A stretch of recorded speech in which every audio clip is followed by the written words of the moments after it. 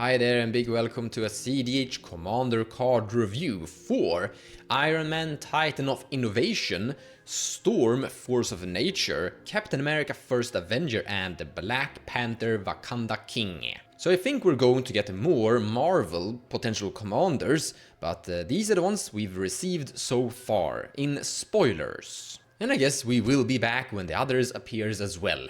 And I gotta say, I'm actually looking forward to Spider-Man. Honestly though, I'm actually looking more forward to the Riddler in Batman, or Batman honestly. I think DC is cooler than Marvel. I don't know if I'm gonna be killed because of that. The Riddler is definitely my favorite character of all time. I'm guessing there's gonna be a lot of clues coming from that guy. Regardless, let's begin with Iron Man Titan of Innovation. So he's a 5 mana cost, is it? Blue and red, legendary artifact creature human. Hero, 4/4 with flying and haste. When this guy attacks, you create a treasure token, then you may sacrifice a non-creature artifact. If you do, search your library for an artifact card with mana cost value of equal to 1 plus the sacrificed artifact's mana value. Put it into battlefield tapped, then shuffle. The true verdict of this guy is that the ability is good, but it is expensive and it is quite slow. 5 mana is quite a lot. Now on the other hand, like Birthing Pod is something like 3 mana. But it's also a lot easier to do tricks with Birthing Pod, and by the way, this guy puts the artifact into play tapped, which makes things complicated. I don't see a need for him inside any 99 basically, because you have usually better ways to find specific artifacts in general. Like tutors, just cast the artifact card and you're done with it. So in general, I don't like him. As a commander, I think he's only going to be good as a casual commander. I guess it's going to be fun to toy around with artifacts that you come into play, have an effect, and then when you sacrifice them, they have an effect, and you build this kind of like building your graveyard artifact theme and climbing the ladder upwards. But that is going to be extremely slow, and even in casual, I think that might struggle as well. So an overall verdict, I don't think he's good in cEDH whatsoever, and I think he's going to be one of the weaker options you can build in casual as well. Sorry, Tony. Then we have his best friend buddy, Captain America First Avenger. He's Jeskai, blue, white and red 4/4 human soldier hero.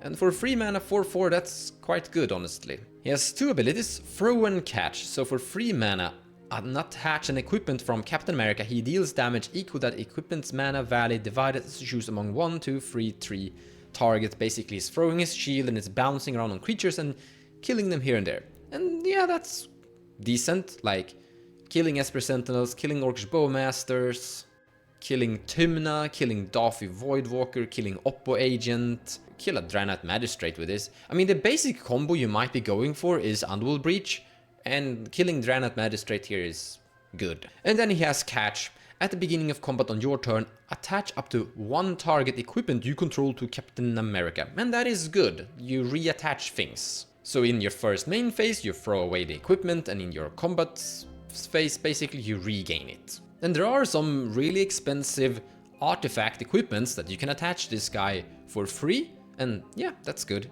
There are some really expensive equipment costs out there. However, equipments are mostly bad inside this format.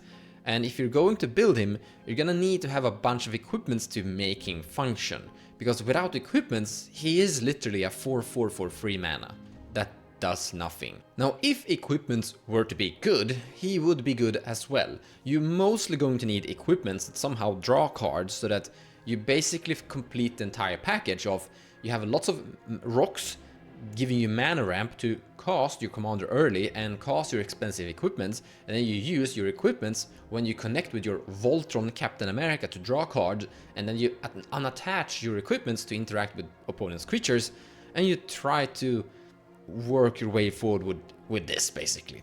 This is going to be really bad inside cEDH because you're going to be extremely slow, you're going to play a bunch of dead equipment cards, and you're not really going to be good at interacting with spells in your decks like Ad Nauseam, Underworld Breach, etc. You're gonna be good at killing creatures, but that is...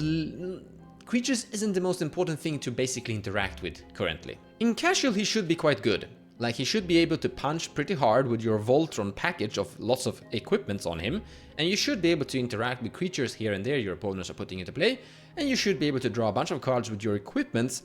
There's a bunch of equipments that basically draw cards for you. So I actually can see this guy working out pretty decently in a lower power level setting. Then we have Black Panther Wakanda King. So 1 green, 1 white, basically 2 mana for a 2/2 human noble hero legendary creature. The thing has first strike and 2 different abilities. Survey the realms. Whenever Black Panther or another creature you control enters the battlefield, put a +1/+1 counter on target land you control. I want to emphasize that the land does not become a creature from this.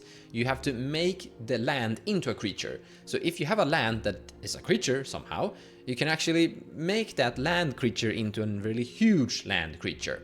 But still, it's just storing +1/+1 counters on your lands. But then we get to the mining part. Mine Vibranium. For 3 mana, move all +1/+1 counters from target land you control onto target creature. If 1 or more +1/+1 counters are moved this way, you gain that much life and draw 1 card. It doesn't matter how many +1/+1 counters you move, you're still drawing 1 card. Now, first and foremost, just like what I wrote up there, 3 mana to draw a card is better than Thrasius 4 mana to draw a card.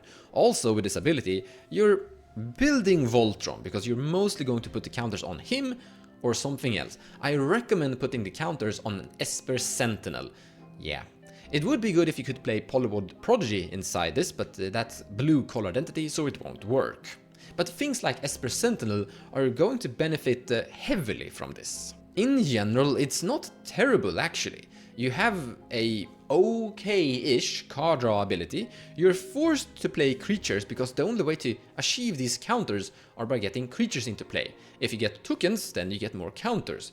You kind of want to spread out the counters on various different lands so that you can activate this ability over and over to draw more cards. Because if you store everything into one land, you activate once, you draw 1 card and you make a creature huge, you won't be able to activate him again and draw more cards. So it's a little bit of a tactic on how you're going to execute that. But in general, when you have a commander on a really low CMC with a decent card drawing ability, you can build from that. The problem here though is that you're playing Celestia, and Celestia is currently struggling, I would have to say, with winning the game. Like, there are other Celestia card draw commanders, and they aren't performing great, because in the end they don't have a pretty good win con. By the way, you don't really win from infinite mana with this guy, because you can't activate you can activate infinitely, but you have to move counters to make him draw a card.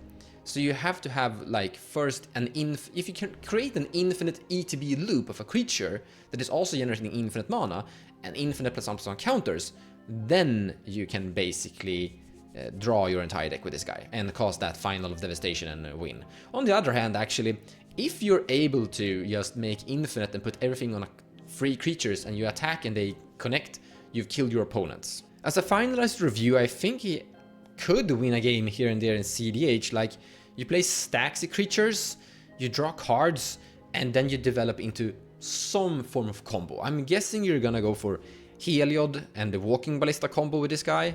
That combo is not good, it definitely needs an upgrade, but it should be able to work out now and then. In casual, I think is going to be really strong actually. That takes us to the last commander to actually take a look at, and in my opinion, the best one. Storm Force of Nature. So she's Temur, red, blue, green, and 1 generic, a total of 4, legendary creature, mutant hero. She should be human mutant hero.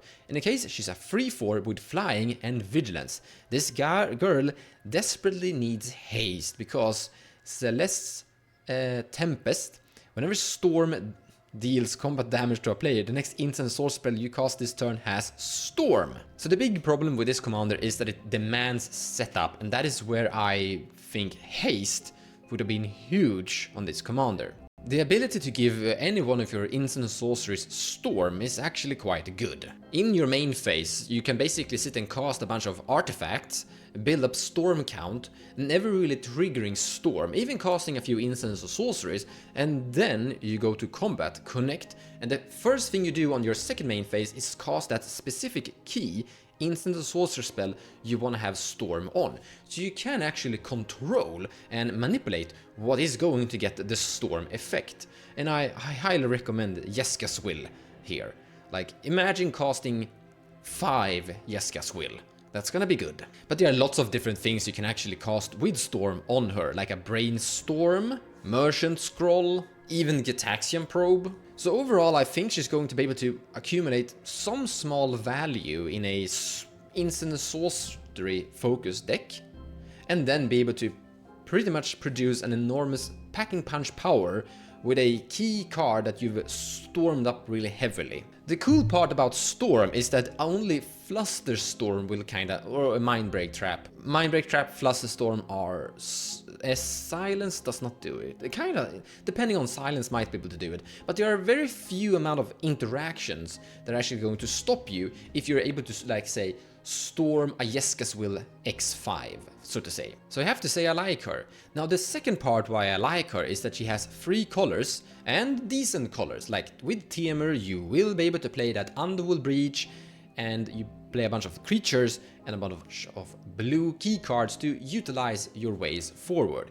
If she had black, she would have been amazing, because then you could storm Demonic Tutor. Imagine storming Demonic Tutor. Well, that would be good actually. Demonic Tutor Storm 5. So you would get like Rituals, Fasa's Consult, or yeah, that would be amazing. Yeah. But I don't think you have to do that. I think you're able to build a pretty decent deck around her on Temur colors, and you basically have her in the command zone when you want to get access to some more burst power. In the end, she demands a bunch of setup to make this commander work, because 4 mana is something of an investment, and she doesn't come with haste, so you have to basically pass turn in a turn cycle, and that's a problem, because the turn count in this format is quite small. In the end, I think she's going to have the same problem as Narset Enlightened Exile, that is also demanding setup and also becoming a bit slow. So I think she's going to struggle. I don't think she's going to be like one of the recommended good cEDH commanders, but I definitely think that she could work. Wait, extra turns with this would actually be pretty amazing. That's definitely something to consider. Extra turns though are dying heavily to deflecting swats. Still though, extra turns could be, yeah, maybe. Big maybe. Those were the 4 commanders we've currently received. There will be more in the future. I hope you enjoyed this little short card review, and thank you so much for watching. Overall, nothing that is going to have a big impact on the format, but some cool commanders that could do cool things, and in the end they could be okay in casual. Some of them, not all of them. Take care guys, and I'll see you in the next one.